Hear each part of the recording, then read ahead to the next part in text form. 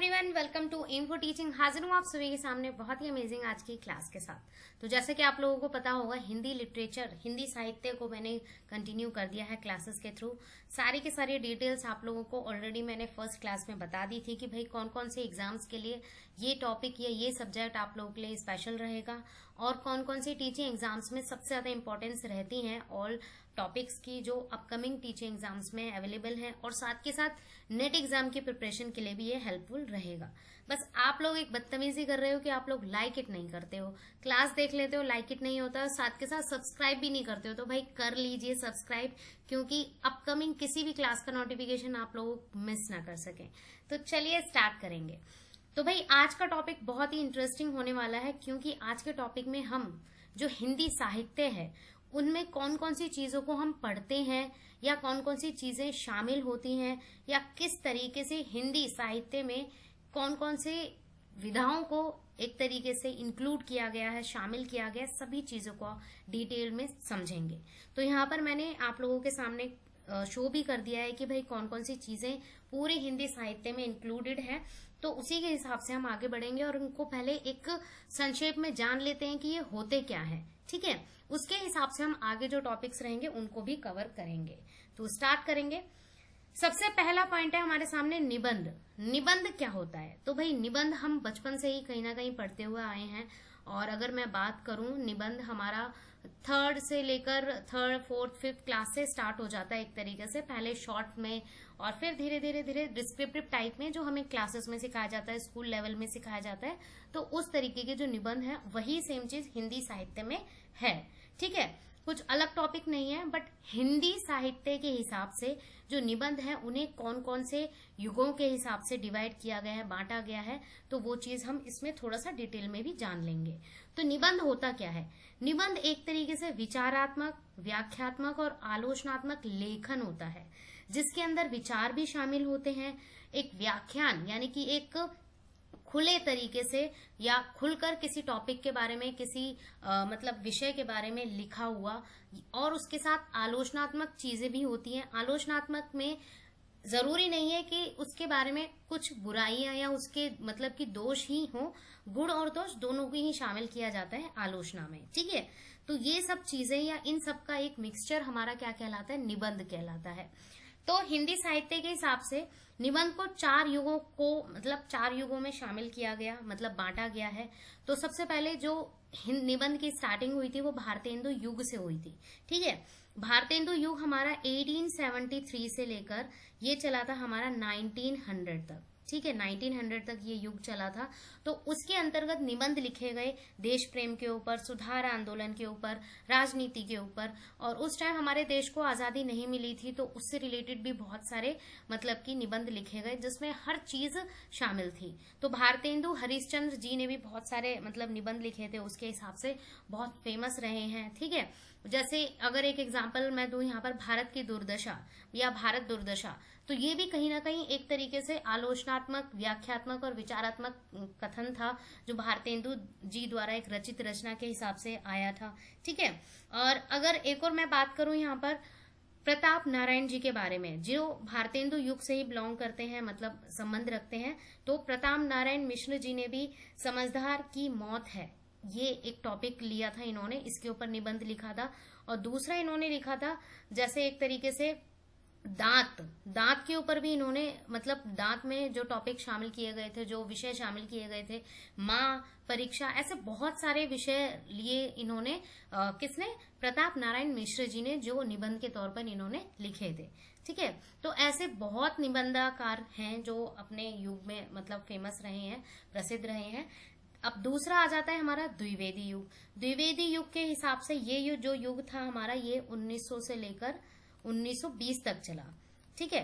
अब इन 20 सालों में, मतलब 20 सालों के हिसाब से मतलब एक बात अगर क्लियर करूं यहाँ पर, इन 20 सालों में बहुत सारे ऐसे मोस्ट फेमस मतलब कि रचनाकार रहे हैं, जिन्होंने निबंध के इतिहास को बहुत आगे तक पहुंचाया और आज तक हमारे आधुनिक काल में भी ये कंटिन्यू चलता आ रहा है। तो द्विवेदी युग में सबसे ज्यादा जो मोस्ट फेमस रहे हैं वो गोविंद नारायण मिश्र जी रहे हैं, इस बात को भी याद रखेंगे आप लोग। और दूसरे जो मोस्ट फेमस रहे हैं वो है बाल मुकुंद गुप्त, जिन्होंने सामाजिक विषयों पर सबसे ज्यादा रचनाएं की हैं, मतलब निबंध जो ज्यादा लिखे हैं वो सामाजिक विषयों पर लिखे हैं। तो इस बात को भी याद रखेंगे, समाज में उस टाइम पर क्या कसौटी चल रही थी उस चीज के बारे में इन्होंने सबसे ज्यादा अपने निबंध के विषयों में मतलब उजागर किया था। फिर है हमारा शुक्ल युग। शुक्ल युग, रामचंद्र शुक्ल युग, ये भी हमारा एक तरीके से 20 साल तक चला था, 1920 से लेकर 1940 तक। ठीक है, ये भी 20 साल तक चला था। तो इन 20 सालों में सबसे ज्यादा जो मोस्ट फेमस रहे हैं श्याम सुंदर दास जी रहे हैं, बाबू गुलाब राय रहे हैं, जिन्होंने बाबू गुलाब राय की जो मोस्ट फेमस रचना रही है निबंध के तौर पर वो है मेरा भवन या एक तरीके से प्रतिभोज। तो ये मोस्ट फेमस मतलब कि इनकी रचना रही है जो निबंध के तौर पर एज अ क्वेश्चंस में भी पूछी जाती हैं। अगर आप लिटरेचर से कंटिन्यू कर रहे हैं अपनी पर्टिकुलर क्वालिफिकेशन तो उसमें ये क्वेश्चन आता ही है। देन है हमारा लास्ट शुक्लोत्तर युग। शुक्लोत्तर युग का मतलब है यानी कि रामचंद्र शुक्ल जी के बाद का जो युग था जो अभी तक कंटिन्यू चलता आ रहा है, तो उसमें कौन कौन सी चीजों को शामिल किया गया और उसके दौर में हमारे देश को आजादी मिल चुकी थी और आजादी के तौर पर बहुत सारी रचनाएं आई हैं, जिसमें हजारी प्रसाद द्विवेदी जी की और अज्ञे जी हो गए, हमारे राम वृक्ष बेनीपुरी हो गए, हरिशंकर प्रसाई हो गए। तो इन्होंने बहुत सारी ऐसी रचनाएं लिखी जो कहीं ना कहीं आज भी उतनी ही उजागर रही हैं देश में जितनी मतलब उनकी अन्य रचनाएं रही हैं। ठीक है, तो जो मैंने सिलेक्टेड मतलब कि निबंधकारों के नाम बताए हैं उसके अलावा भी बहुत ऐसे निबंधकार हैं जिन्होंने अपने निबंधों से हमारे देश में बहुत सारे सुधार किए। ठीक है, तो ये तो हिंट के तौर पर मैंने आप लोगों को बताया है। एक और पॉइंट अगर यहाँ पर मैं थोड़ा सा मतलब एक्सप्लेन करूं कि हमारे जो यात्रा संबंधी जो निबंध हैं वो किसने लिखे हैं, तो यात्रा संबंधी जो निबंध हैं वो राहुल साकृत्यायन जी ने लिखे हैं। तो इन्होंने यात्रा से रिलेटेड इतने सारे निबंध लिखे हैं जिनके बारे में आप पढ़ोगे डिटेल में तो और अच्छे से समझ में आ जाएगा। बट एक हिंट के तौर पर मैंने बता दिया है कि अगर ये क्वेश्चन आ जाता है कहीं पर कि यात्रा संबंधी निबंध किसने लिखे हैं तो वो आप बता सकते हैं इजीली।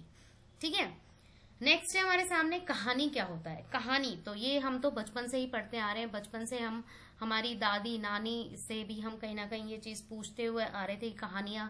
तो नॉर्मली कहानी तो पता ही है, बट अगर इसे थोड़ा सा और अच्छे से तरीके से समझे तो छोटा गद्य रूप जिसमें पात्र यानी कि कैरेक्टर्स, कथानक और संदेश एक मोरल तरीके से कि कोई ना कोई मैसेज जरूर मिलता है। हर कहानी से कोई ना कोई मैसेज, कोई ना कोई संदेश जरूर मिलता है, तो वो होता है एक छोटा रूप।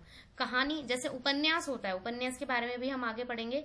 उपन्यास एक बड़े लेवल की कहानी हो जाती है और कहानी जो एक तरीके से उपन्यास का छोटा पार्ट होता है। ठीक है, तो कहानी में सबसे ज्यादा जो आप लोगों ने पढ़ा होगा बचपन से लेकर अभी तक, प्रेमचंद जी के बारे में जरूर पढ़ा होगा, मुंशी प्रेमचंद जी के बारे में। इनकी कहानियां इतनी मोस्ट फेमस रही हैं। ठीक है, तो सबसे ज्यादा इनकी जो कहानी है वो ईदगाह फेमस रही है। ठीक है, ईदगाह के अलावा इन्होंने बहुत सारे कहानियां लिखी हैं, कफन भी है और उपन्यास भी लिखे हैं इन्होंने। ऐसा नहीं है कि इन्होंने उपन्यास नहीं लिखे, तो ये कहानीकार भी थे और उपन्यासकार भी थे प्रेमचंद।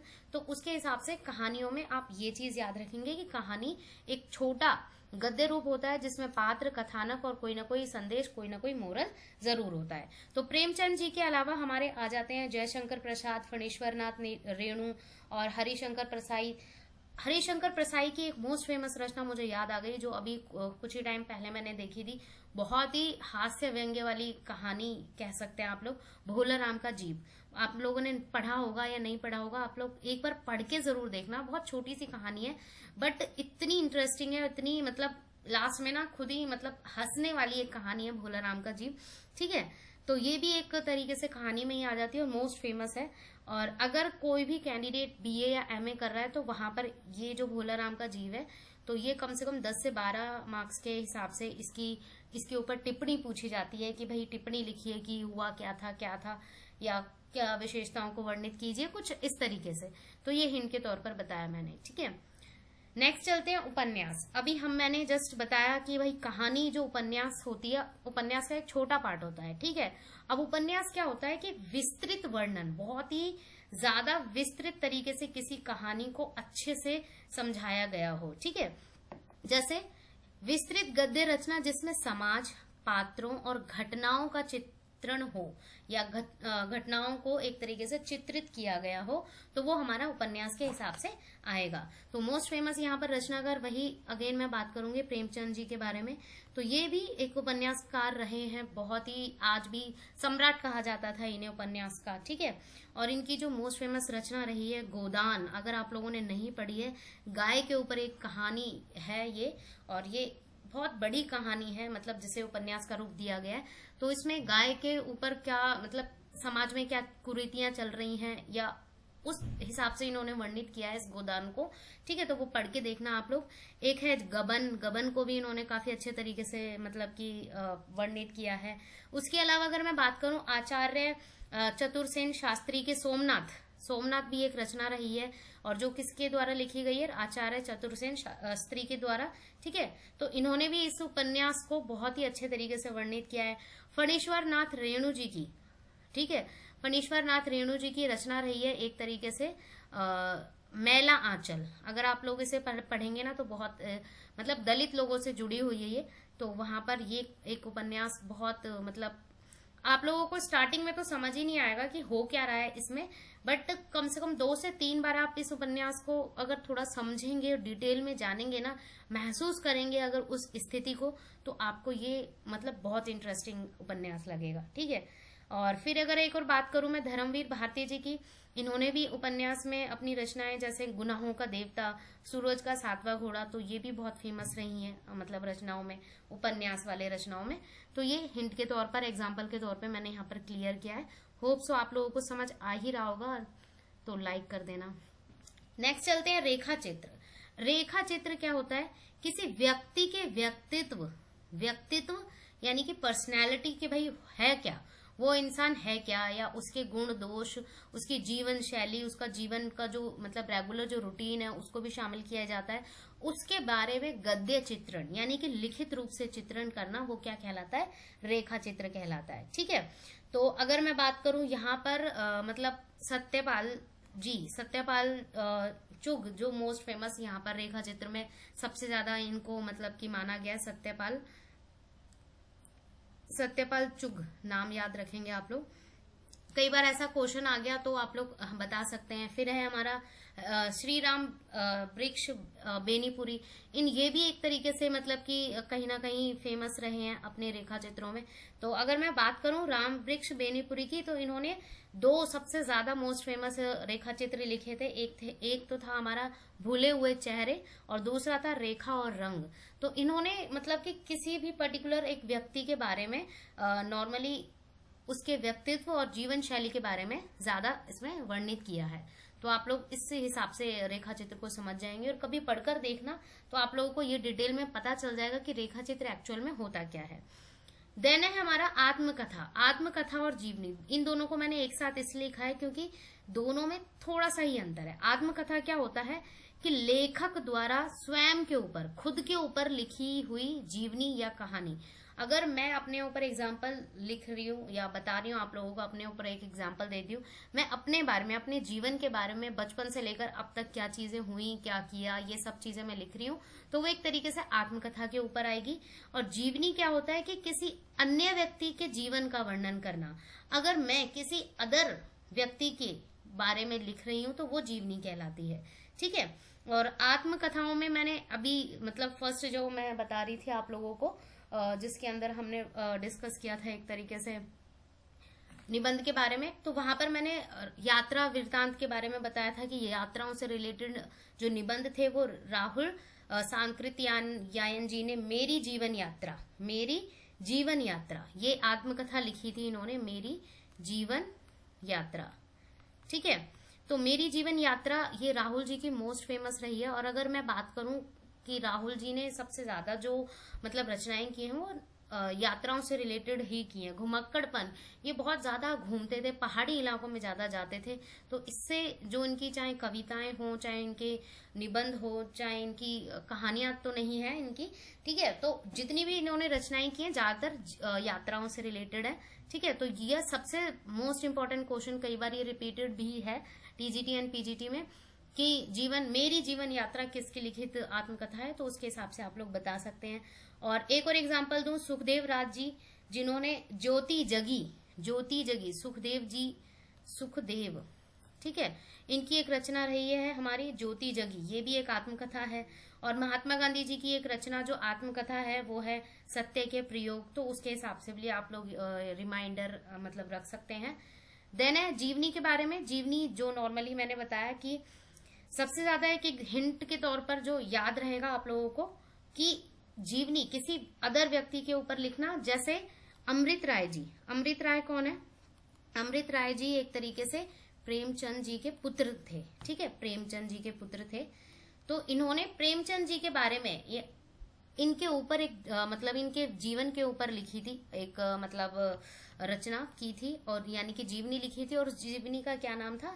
कलम के सिपाही, ठीक है, कलम के सिपाही, ठीक है।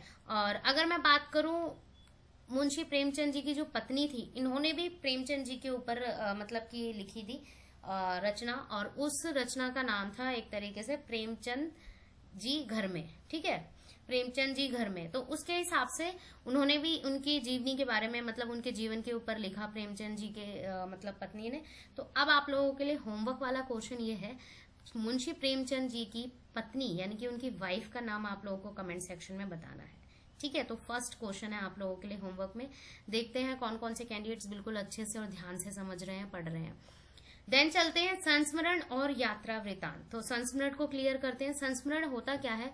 लेखक की व्यक्तिगत स्मृतियों और अनुभवों का वर्णन, यानी कि कुछ ऐसी अनोखी यादें, मतलब कि हमारे बचपन की यादें या हमारे स्कूल टाइम की यादें, कॉलेज टाइम की यादें, तो उनके ऊपर या अपना जो एक्सपीरियंस जो हमने जो अनुभव पाया है अपने पास्ट से, अपने अभी तक के जीवन में जो अनुभव मिला है उसके बारे में लिखना, वो होता है हमारा संस्मरण। और संस्मरण में सबसे ज्यादा अगर आप लोगों को याद रखना है तो हरिवंश राय बच्चन जी की एक मोस्ट फेमस रचना रही है, कविता रही है, क्या भूलूं क्या याद करूं, ठीक है। तो इसमें हरिवंश राय बच्चन जी ने अपनी शादी से लेकर अपने बचपन से लेकर जो भी चीजें हुई, जब उनकी पत्नी का देहांत हो जाता है उसके बारे में भी इन्होंने वर्णित किया। तो बहुत सारी चीजें इन्होंने उसमें बताया, और ये अभी एनसीईआरटी बुक में भी है ये मतलब की कविता। तो उसके हिसाब से ये आप लोग याद रख सकते हैं कि ये एक संस्मरण है, ठीक है। यात्रा वृतांत तो वही सेम चीज मैंने अभी थोड़ी देर पहले बताई थी।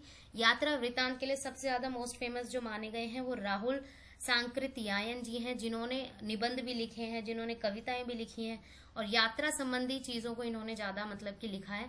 और वही यात्रा वृतांत, यात्रा के दौरान देखे महसूस किए गए अनुभवों का विवरण करना। विवरण किसके तौर पर कर सकते हैं? कविताओं के तौर पर सबसे ज्यादा किया है इन्होंने, कविताओं के तौर पर, निबंधों के तौर पर, ठीक है। तो वो चीज हमारी यहाँ पर क्लियर हो जाएगी कि यात्रा वृतांत क्या होता है। देन है हमारा आलोचना, साहित्यिक रचनाओं का मूल्यांकन व विश्लेषण करना। अब ये स्टार्टिंग में मैंने एक पॉइंट बताया था कि आलोचना यानी कि क्रिटिसाइज करना या क्रिटिसिज्म करना, तो ये मतलब याद रखेंगे इस चीज को। जरूरी नहीं है कि आलोचना में हमेशा किसी की निंदा ही की जाती है, किसी की बुराइयां ही की जाती हैं। आलोचना में किसी के भी गुण मतलब कि दोष भी हो सकते हैं, यानी कि किसी की बुराई भी हो सकती है, उसके गुण, उसकी अच्छाइयों के बारे में भी बताया जा सकता है, ठीक है। तो दोनों का मिक्सचर होता है। तो यानी कि यहाँ पर देखो क्लियरली बोला है साहित्यिक रचनाओं का मूल्यांकन या विश्लेषण करना। अगर किसी ने कोई कहानी लिखी है, उपन्यास लिखा है, निबंध लिखा है, ठीक है, उसको आप पढ़ रहे हैं और पढ़ने के बाद आप ये बोल रहे हैं कि भाई इसमें क्या सही था क्या नहीं था, आप आलोचना कर रहे हैं कि भाई ये पॉइंट सही थे, ये पॉइंट सही नहीं थे, तो वो एक तरीके से क्या हो जाएगी? आलोचना हो जाएगी, ठीक है। तो याद रखेंगे इस बात को।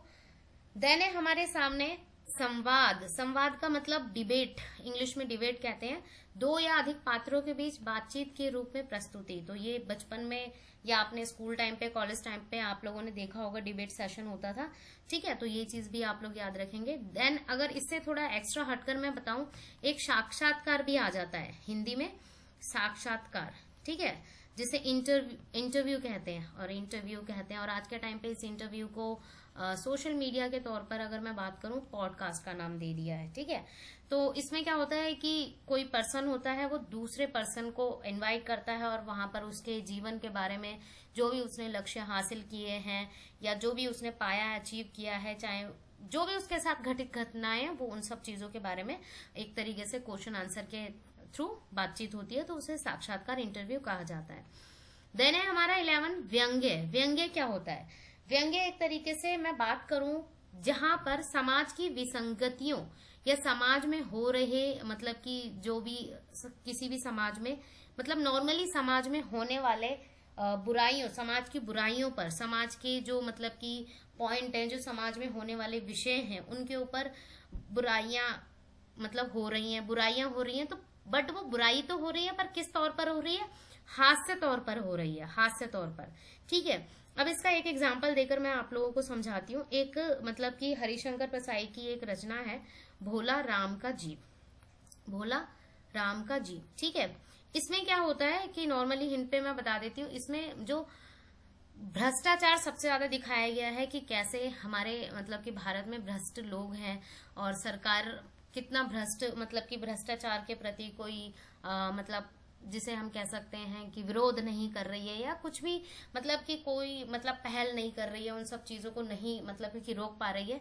तो वही सेम चीज इस स्टोरी में बताई गई थी कि किस तरीके से जो भोला है, जो भोला राम है, वो अपनी पेंशन पाने के लिए किस तरीके से अपने जीवन का त्याग कर देता है, बट और सिर्फ किस लिए? भ्रष्ट लोगों की वजह से। जो मतलब कि उसका सरकारी दफ्तर था, वहां पर सिर्फ घूस खाने वाले लोग थे। तो उन सब चीजों पर हास्य व्यंग्य किया जा सकता है, मतलब इस कहानी के ऊपर, इस रचना के ऊपर हास्य व्यंग्य किया जा सकता है, तो उसे एक तरीके से व्यंग्य का नाम दिया गया है। हास्य तौर पर इसे एक व्यंग्य का नाम दिया गया है कि भाई भोला राम का जीव एक व्यंग्य पात्र है जिसमें हंसी भी आती है। आप लोग इस कहानी को पढ़ोगे ना तो आप लोगों को हंसी भी आएगी बीच बीच में। ठीक है, देन है हमारे सामने लास्ट वन इज समाचार रिपोर्ट या रिपोर्टाज। ठीक है, घटनाओं का वस्तुनिष्ठ या तथ्यात्मक विवरण करना। अब जैसे नॉर्मली रिपोर्ट आप लोगों को पता ही है, जैसे अगर मैं बात करूं संवाददाता या न्यूज रिपोर्टर्स होते हैं, वो किसी भी मतलब कि जो भी घटना होती है, जो भी इंसिडेंट होता है, उसे अपने रिटर्न मतलब कि बेस पर न्यूज़पेपर में आर्टिकल्स के थ्रू या किसी ना किसी के थ्रू उसे मतलब कि लिखित रूप में शो करती है। तो वो चीज हमारा आ जाता है समाचार रिपोर्ट या रिपोर्टाज में। तो ये भी आ जाएगा, ये भी क्वेश्चन पूछा जाता है। एक डायरी लेखन भी आता है। डायरी लेखन, अगर आप लोगों ने बचपन में डायरी लेखन या अभी भी आप लोगों का एक हैबिट है डायरी लेखन, तो डायरी में क्या होता है कि डेली रूटीन, अपने जीवन में आपने मतलब पूरे दिन में आपने क्या किया और अपने जीवन के बारे में सब कुछ लिखना, और डेली रूटीन के हिसाब से। डायरी लेखन में ज्यादातर डेली रूटीन आता है, तो डेली रूटीन को अगर आप लिख रहे हैं अपने डायरी में पर्टिकुलर डेट एंड सब कुछ पूरा मेंशन करके, तो वो डायरी लेखन के रूप में आ जाता है। तो ये हिंदी साहित्य का ही पार्ट है। ठीक है, तो सबसे ज्यादा जो स्टार्टिंग के जो पॉइंट थे वो सबसे ज्यादा आप लोगों को याद रखने हैं, बाकी तो आ ही जाते हैं, बाकी आप लोगों को पता होने चाहिए। तो कोशिश की थी मैंने आप लोगों को कुछ जो मुख्य विधाएं हैं हिंदी साहित्य की उन्हें समझाने की। होप सो आप लोगों को समझ आ गया होगा। So like it, share and subscribe जरूर कर देना। Thanks for watching, keep learning.